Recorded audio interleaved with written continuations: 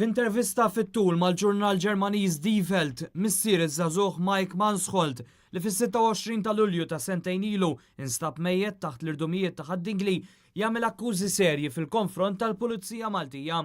Il-missier Bernd Mansholt jiddikjara li mhux talli ma sabx kooperazzjoni mill-investigaturi Maltin, anzi dawn bidlu l-verżjoni tagħhom diversi drabi u saħansitra jakkużhom illi gidbulu.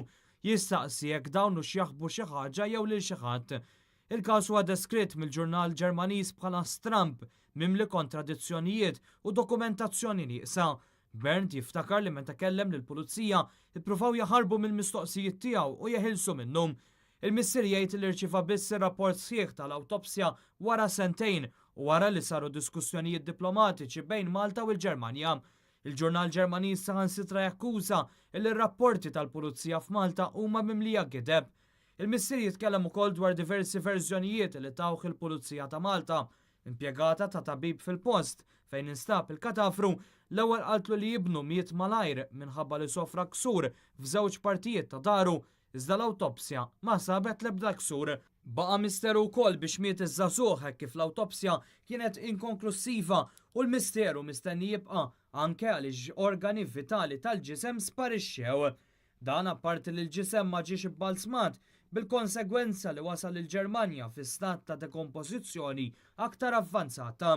Fil-fatt ġisem Mike wasal il-Ġermanja mingħajr il-qalb, moħħ, organi flonq, pulmun, il-fwiet, il-frixa, il-glandoli adrenali, il-kliewi, il-bużieqa tal-awrina, l-istonku u l-musrana żgħira.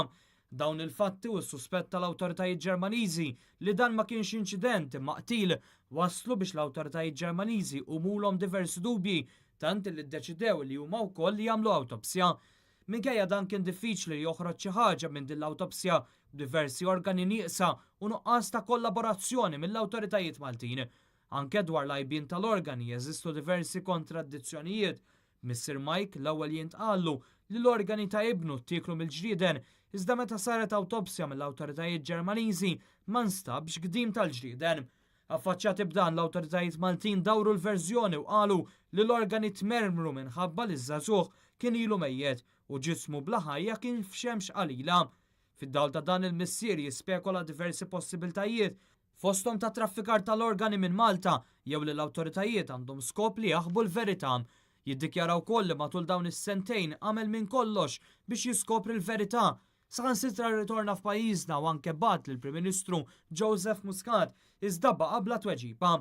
Baqgħu ma nstabux lanqas diversi affarijiet li kellu miegħu Mike fosthom GoPro li probabbli kienet tirrikordja l-aħħar mumenti tiegħu u basket li kien qed iġorr u li fih kien hemm ukoll kamera oħra kif ukoll flus, kappell, charger tal-mobile u l-mobile innifsu. Sadattant il-każ ingħalaq bħala mhux solvut kemm mill-awtoritajiet Maltin kif ukoll dawk Ġermaniżi.